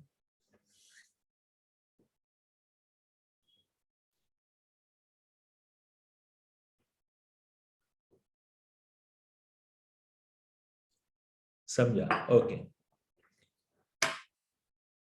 समझ गया सर, मस्त लिखा है इसने, समझ गया सर, समझ गया। डन हो गया लिख के? Yes sir. Okay, so this is how suicidal bags lysosome का ये एक important function. Now when anything outside the cell is to be destroyed, cell बाहर है कुछ तो भी, but it has to be destroyed. जैसे माइक्रो ऑर्गेनिज्म होगा उसको खत्म करना है. So what it does is that lysosomes are liberated outside the cell. Lysosomes cell से बाहर निकल आएंगे, and when they are liberated outside the cell, they will destroy the parts outside the cell. So that is known as extracellular digestion. जैसे for example of action of hyaluronidase enzyme. Okay थोड़ा ध्यान दो इधर. This is called as what? This is called as extra cellular digestion. यानी जब कभी जरूरत पड़ती है, it is not done always, it is done in certain conditions only with the certain cells, not with all the cells. तो cells से lysosome बाहर आ जाएगा, जैसे ये वाला होता है. When the sperm enters inside the ovum, जब ये sperm ovum के अंदर जा रहा है, that time there is a lysosome which is present here at the tip of the sperm, which carries an enzyme known as hyaluronidase. तो ये directly ये स्पर्म क्या करता है, इस वेसिकल को या रादर लाइसोसोम को ही रिलीज कर देता है. This lysosome releases its enzyme on the cell membrane of the ovum, and then this cell membrane will break or the covering of the ovum will break and then it enters inside. तो sperm enter होता है. समझ में आ रहा है? तो ये कुछ कंडीशंस में ही होता है, not in all. So the sperm releases hyaluronidase that dissolves the protective coating of the ovum. तो ओवम का ये पूरा जो बाहर का प्रोटेक्टिव कवरिंग है उसको डिसॉल्व करने का काम कौन कर रहा है? हाइलुरोनिडेज. जिसको कैरी कौन कर रहा है? लाइसोसोम. तो ये स्पर्म क्या करेगा? ये लाइसोसोम को ही अपने से बाहर निकाल देगा. Are you getting this? Are you all getting this? Yes. And because this digestion is taking place outside the cell, therefore it is known as extracellular digestion. And hyaluronidase is an enzyme which dissolves the covering of the ovum. जैसे अगर ये ovum है इस तरीके से, यहाँ पे उसका न्यूक्लियस है, तो इसको बाहर से और एक लाइनिंग आता है, सेल्युलर लाइनिंग, जिसको जो वो लाइनिंग का नाम, जैसे वो सेल्स जो होते हैं ना, सो बेसिकली उसके अलग अलग नाम है. ओके, सो इट इज, अभी मैं नाम बोलता हूं, इतना टेंशन मत लेना. It is known as corona radiata. Okay, और एक कोरोना रेडियाटा के जो सेल्स होते हैं ना, they are basically flame shaped cells. तो ये इस तरीके से ऐसे फ्लेम शेप्ड सेल्स होते हैं, like this. Okay, and these cells are attached with each other. ये सारे सेल्स एक दूसरे के साथ अटैच होते हैं with the help of an enzyme or with the help of a chemical that is known as hyaluronic acid.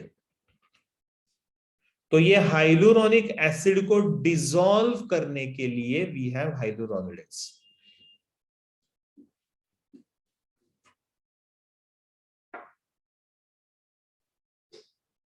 Bhakti, it will happen with all the sperm, but the activity of the sperm is important ना. So any sperm which is highly active वही dissolve कर पाता है इस wall को. ये सारे sperms के साथ भी होता है, लेकिन जो एक्टिव होगा वो ज्यादा फास्ट करेगा, और जो ज्यादा फास्ट अंदर जाएगा ओवम के, वो जीत जाएगा. Simple. So it's a race ना, and in race anyone has to win. Is it clear Bhakti? हाँ, तो ये छोटा सा पार्ट है, लेकिन अभी इसको आप जो मैंने लिखा है उसको आप भूल जाओ, उसको ज्यादा सीरियसली मत लो, नहीं तो वापस डर जाओगे कि सर ये क्या हो रहा है, पता नहीं किधर से आया. उसको निकाल देते हैं. But remember this, there is something known as extracellular digestion which is taking place outside the cell. तो यहाँ पे हम लोगों ने एग्जांपल लिया है of hyaluronidase enzyme which is released by sperm outside the sperm cell to dissolve the protective coating of the ovum. हाँ, अभी बोलो. सर ना, आपने जब एनिमल किंगडम पढ़ा रहे थे ना, तो हाइड्रा के केस में आपने बताया था कि उसमें भी इंट्रासेलुलर एंड एक्स्ट्रासेलुलर डाइजेशन होता है. तो वो सिर्फ रिप्रोडक्शन के केस में होता है या फिर वो जो खाता है उसके केस में होता है? हाइड्रा में नहीं, इंट्रासेल्युलर एंड एक्स्ट्रा, हाँ वो खाने के लिए था ना. Intracellular is within the cell, extracellular is in the hydra's cavity. ये हाइड्रा है इस तरीके से, इसके टेंटाकल्स है, तो इसका जो वॉल है वो सेल से बना हुआ है ना, तो उसके अंदर डाइजेशन होता है, या फिर ये जो कैविटी इसके अंदर डाइजेशन है. मींस इट, वो जो खाता है उसका डाइजेशन के बारे में हाँ, आपने ऑब्वियसली उसी का डाइजेशन, खुद का नहीं. Yes sir. हाँ, लेकिन यहाँ पे हम लोग लाइसोसोम की बात कर रहे हैं, which is a cell organelle. Hydra is an animal.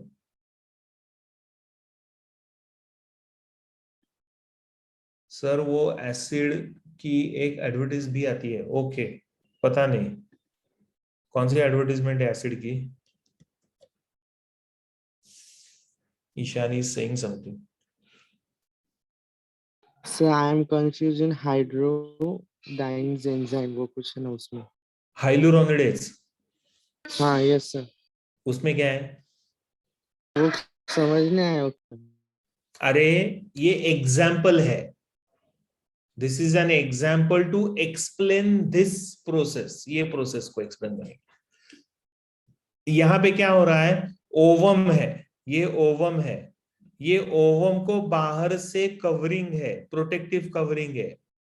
ये स्पर्म उसको अटैच हो गया, ये स्पर्म को जाना है ओवम के अंदर, तो उसकी ये प्रोटेक्टिव कवरिंग को तो डिसॉल्व करना पड़ेगा। Yes sir. हाँ, तो उसको डिसॉल्व करने के लिए कौन है? हाइलुरोनिडेज, जो किसके अंदर होता है? लाइसोसोम के अंदर। तो ये लाइसोसोम स्पर्म के एज पे रहता है, तो वो लाइसोसोम को ही रिलीज कर देता है बाहर।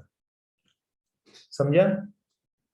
Yes sir. हाँ, तो that is how it helps in gaining the entry. Yes yes, correct Aditya, that zona pellucida. तो वो आगे का लाइनिंग है, दैट इज जोना लाइसिन, वो दूसरा एंजाइम है उसके लिए। Hyaluronidase is for hyaluronic acid, zona pellucida के लिए जोना लाइसिन अलग है। सर लाइसोसोम स्पर्म के बाहर जाकर बर्स्ट हो जाता है क्या? लाइसोसोम स्पर्म्स के बाहर जाकर, हाँ ऑब्वियसली स्पर्म के बाहर जाएगा तो बर्स्ट हो जाएगा। ठीक है, कौन कॉल कर रहा है यार मुझे?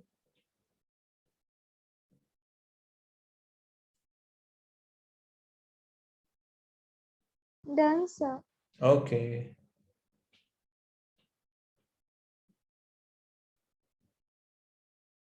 so this is how the lysosomes will be seen. The Next, last slide. Last slide दिखाओ। हाँ ये लो।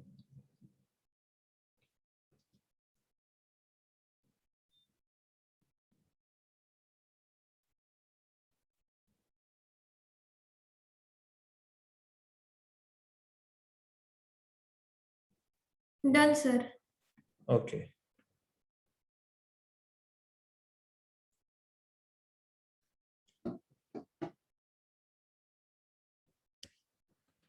चलो now next, it also plays a role in metamorphosis in frogs. Now what is metamorphosis? Sir, hyaluronic acid की advertisement भी थी bye L'Oréal. अच्छा अच्छा अच्छा, ओके ओके ओके, ठीक है ठीक है। सो अनदर फंक्शन वर्किंग में, it plays a role in metamorphosis of the frog. Now what is metamorphosis? Development of the frog from the tadpole to the adult one. तो tadpole जब होता है ना फ्रॉग, तो उस टाइम पे उसको क्या रहता है? टेल। मेटामॉर्फोसिस जब होने लगता है, यंग फ्रॉगलेट आता है तो उसमें भी टेल होता है, but when it develops into an adult the tail is lost. तो ये टेल कौन खाता है? So all the cells of the tail has the lysosome, and this lysosome starts destroying all the cells of the tail, and that is how the tail is lost. So disappearance of the tail from the tadpole larvae due to lysosomal activity. तो suppose अगर ये tell है उसका, और ये tell बहुत सारे cell से बना हुआ है, so all these cells will be destroyed by lysosome. तो पूरा लाइसोसोम ने इस सेल को डिस्ट्रॉय किया, तो नेचुरली वो टेल भी निकल जाएगा। समझ में आ रहा है? Yes, sir. Good, so that is how it works. So this is the last function of the lysosome.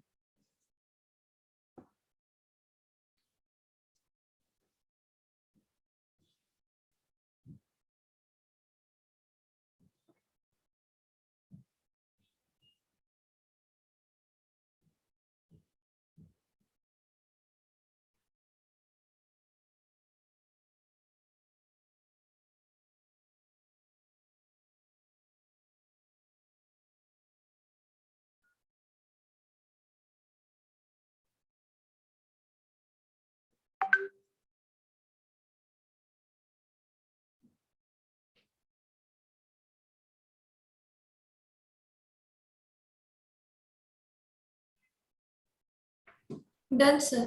Bushra tension मत ले, तुझे कहाँ जाना है क्या? बुशरा इज आस्किंग और कितने लेक्चर्स लगेंगे इसका ये चैप्टर को खत्म करने के लिए? कहीं जाना है क्या बुशरा आपको?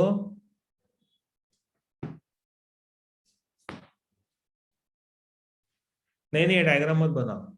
Somebody is asking me, sir, why lysosomes eat tail cells? I mean cells present in the tail. मतलब क्योंकि ये लॉस हो रहा है ना, इट मेटामॉर्फोसिस इज डेवलपमेंट. जब यंग फ्रॉग बनेगा तो वो फ्रॉग में टेल है नहीं ना, so who destroys the tail? Tail कैसे निकल जाता है? टैडपोल में टेल होता है, फ्रॉगलेट, इसको हम लोग बोलते हैं फ्रॉगलेट, इसमें भी टेल होता है. लेकिन जब ये एडल्ट बन जाता है तो टेल चला जाता है. तो एडल्ट में टेल कौन खा जाता है, कैसे खत्म हो जाता है? So it is destroyed by the cell lysosomes of the cells of the tail. समझा?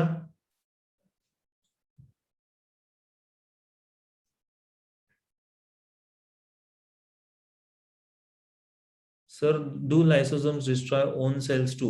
हाँ, खुद को भी खत्म कर देंगे. अगर वो पुराने हो गए, नया बनना लाइसोसोम चालू हो गया तो अपने आप को भी खत्म कर देंगे. Why not? चलो डन. तो ये हो गया हमारा. Yes, because frog does not use it. So that is the lysosomes. अभी lysosomes, vesicles, ये सब typical structures होते हैं, right? औरंगाबाद में बारिश हो रही है. ठीक है. So vesicles of course जो रहते हैं, they are again small rounded balloon shaped structures which are basically responsible. यहाँ पे क्योंकि vesicles का है नहीं description, लेकिन vesicles are what? They are again spherical or round structures which are known to carry many nutrients. तो ये nutrients को carry करेंगे या फिर digestive enzymes को carry करेंगे. So that is the work done by the vesicles. And vesicles are generally formed by whom? Vesicles are generally formed by the Golgi complex or Golgi apparatus.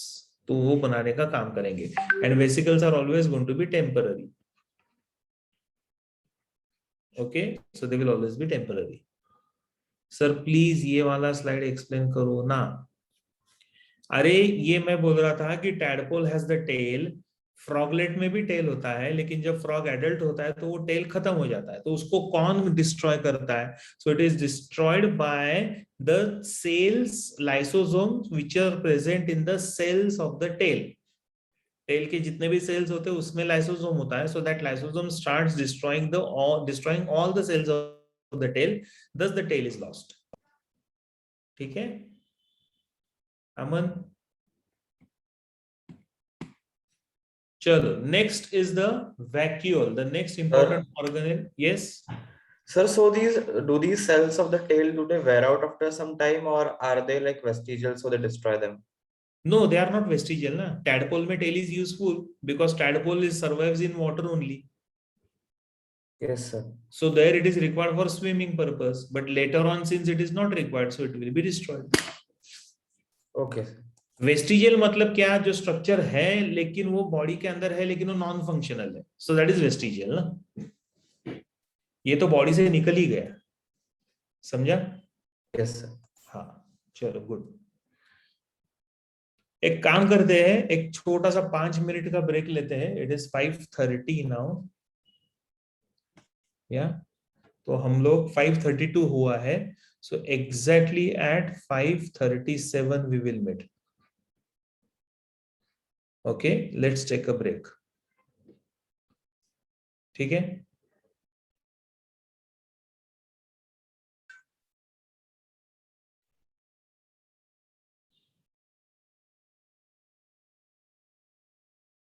चलो हो गया हमारा break खत्म ना.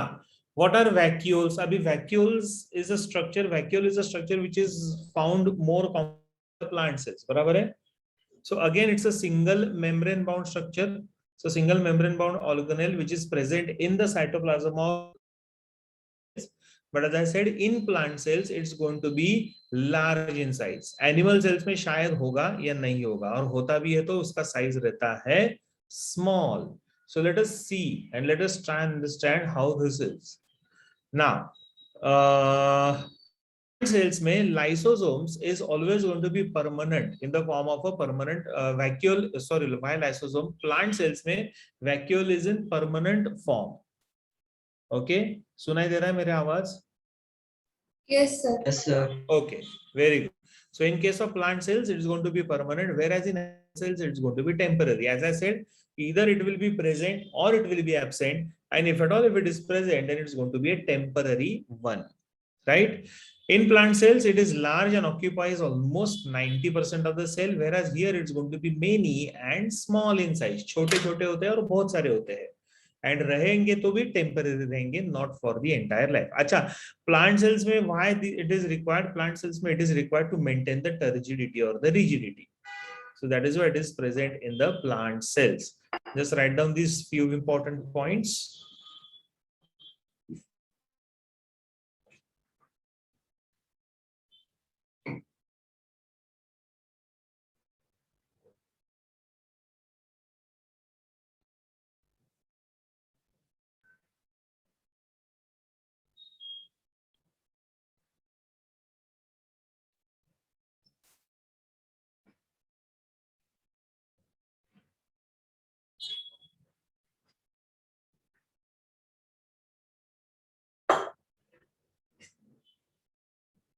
Done?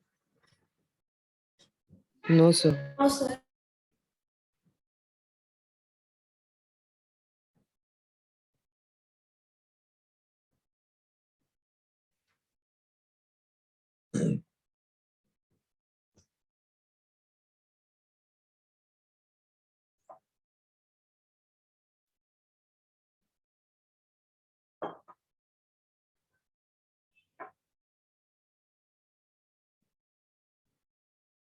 Done, sir. Okay.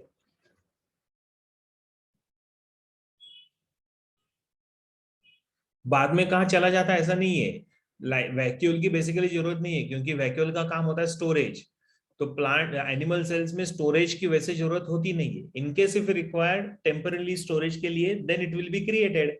एक बार काम खत्म हो गया तो it will be destroyed within the cell itself. तो सेल में ही खत्म हो जाएगा. तो कहीं जाता नहीं उधर उधर, वो सेल के अंदर ही रहेगा और सेल के अंदर ही खत्म हो जाएगा.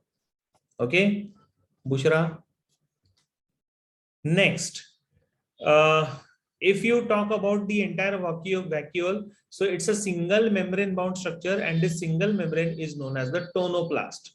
वो जो membrane होता है उसको हम लोग बोलते हैं tonoplast. And within this single membrane bound organelle we have the fluid. So it is always filled with the fluid and that fluid is known as the cell sap. And this cell sap is what? This cell sap, अभी cell sap क्या होता है पता है क्या? Cell sap is nothing but water along with the salts. Okay, water or salt, अगर ये दोनों का mixture आता है, so we call this as cell sap. So the filled fluid which is present within the vacuole is known as the cell sap. ठीक है? So this is the this is how we understand. एक minute, just give me a minute.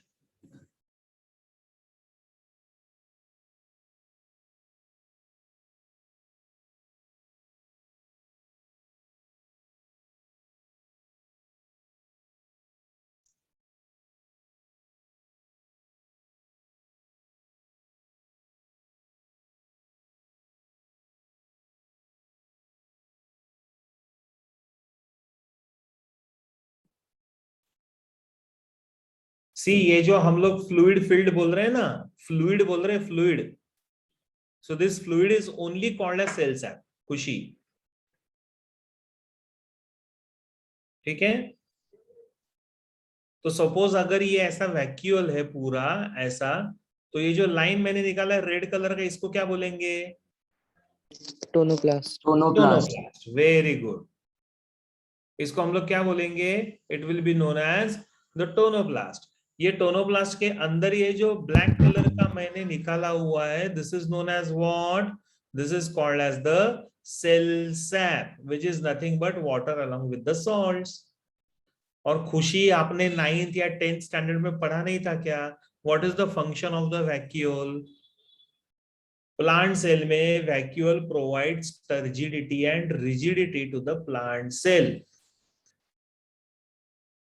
Okay, हाँ sir, correct sir, this is about plant cell, right? ये आया, ये plant cell का, ये not exactly plant cell Aditya, but generally vacuole का काम ही वो होता है. Even in animal cells also, if the vacuole stores, so what does it store? Usually it stores water for some time.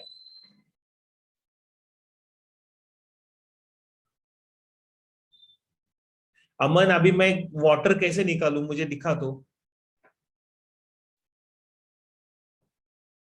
अमन, पानी निकालना है तो क्या पानी फेंकू मेरे मैकबुक पे? तो चलो, next, the contents. Now there are different contents which are present within the vacuole, but cell sap won't be there in the animal cells. Yes, animal cells में cell sap नहीं रहेगा, water रहेगा. देखो ना, यहाँ पे दिया हुआ है कंटेंट्स क्या क्या हो सकते हैं. So it has certain useful substances and harmful substances also.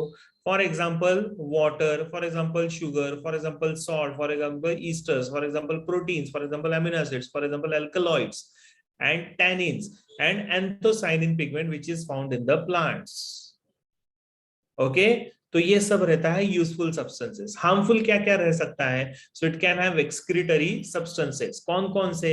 जैसे for example urea, uric acid, like that, hippuric acid.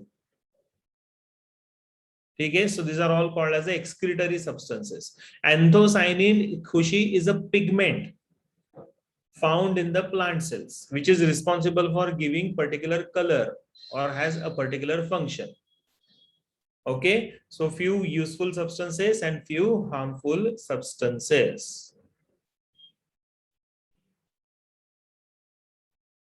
And what are esters?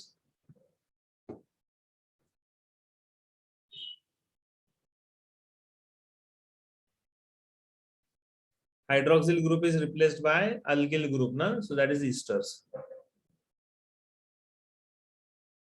Tannin is a substance found in the tea.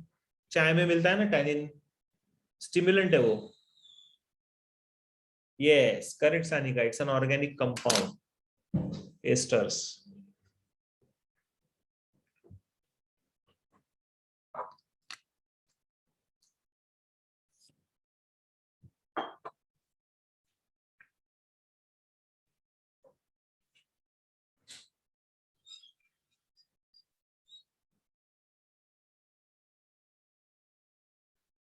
Hippuric acid is a waste material found in certain animals. Destruction of proteins से बनता है वो, muscle proteins. Then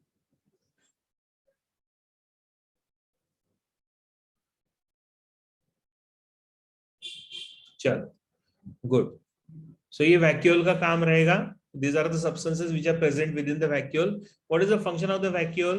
So it contains the salt and water, so maintains the salt and water balance within the cell. That's known as the osmoregulation. ये हम लोगों ने already कई बार पढ़ चुके हैं, हम लोग पहले chapters में भी कई बार मैंने बताया आपको ये. It contains the salt and water, maintains the tension within the cell. Tension मतलब प्रेशर, सेल का एक प्रेशर मेंटेन रहता है सेल के अंदर का.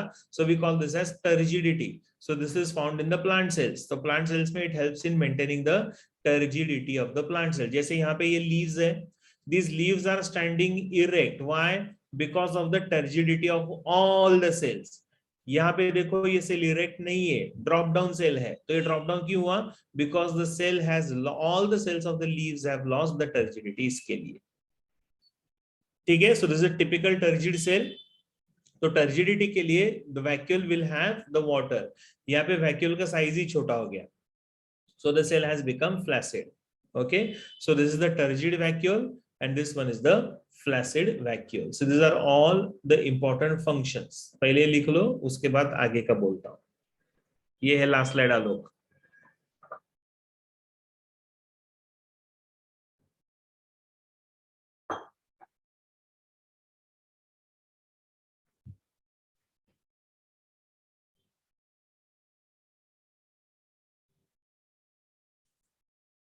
Finished?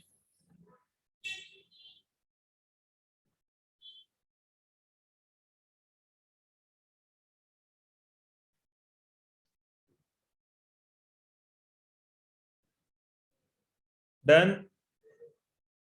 1 minute.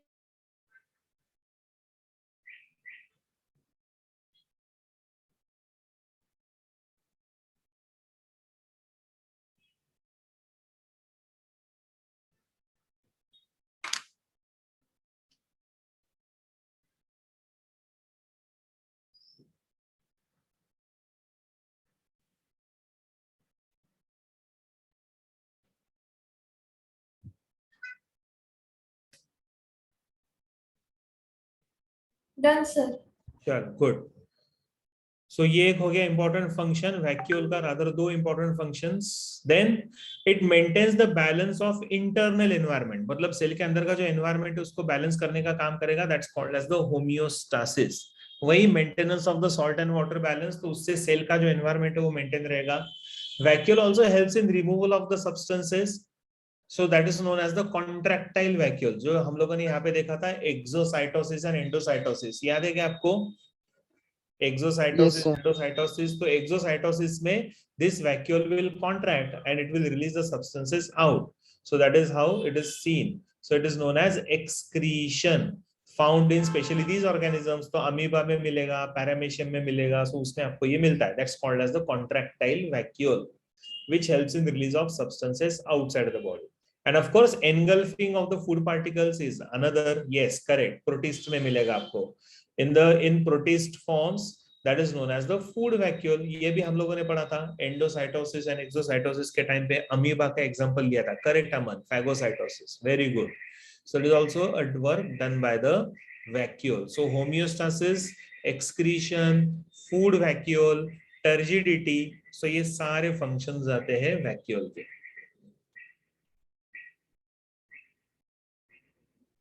लिख लो इसको.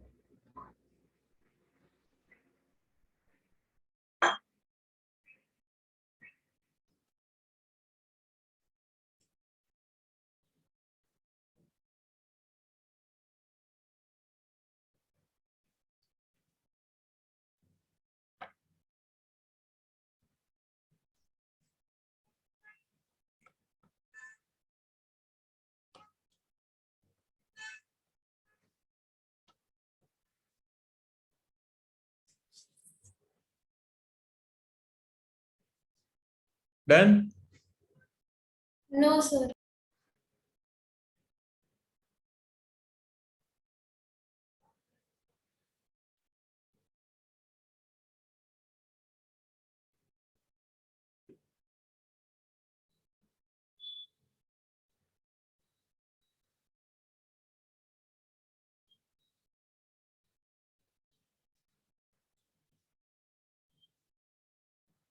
Done, sir. Okay. Shall we move ahead? No, Yes, don't sir. draw this. Minal, draw मत करो कुछ भी. ठीक है?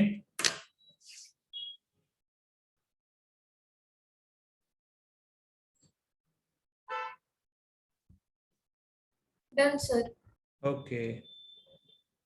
Bio, sir. Shall we आगे बढ़े? Yes, Yes, चलो sir. अभी next part is the micro bodies. ऐसा कुछ आता है. अभी माइक्रो बॉडीज क्या होते हैं? तो there are many structures other than these major organelles which is present within this cell. So single membrane bound cell organelles which are roughly spherical in shape with a diameter which is 0.5 to 1 micrometer. ऐसा उनका diameter रहता है. Okay, and they will be of two different types. कौन-कौन से? जैसे for example we have peroxisomes and glyoxysomes. ऐसे दो अलग अलग टाइप के ये माइक्रो बॉडीज होते हैं. Okay, so this are another important organelles which are present within the cell, so we call them as micro bodies. इसके लिए बोला गया है क्योंकि एकदम छोटे होते हैं, बहुत ही स्मॉल रहते हैं और उनका नंबर भी कंपैरेटिवली लिमिटेड होता है. So again peroxisomes and glyoxysomes are the two types of micro bodies which are found within the cell, which are a type of organelle. क्यों? Because they are again membrane bound. तो proper membrane bound organelles ये होते हैं. ठीक है? Micro bodies का इतना ये एक पॉइंट लिख लो.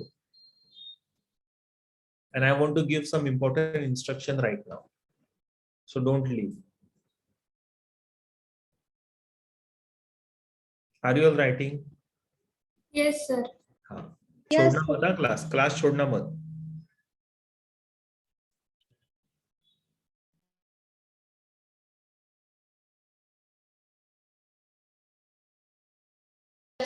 सर पेरोक्सीसोम्स एंड ग्लाइकोसोम्स के बारे में कुछ इन्फॉर्मेशन है क्या?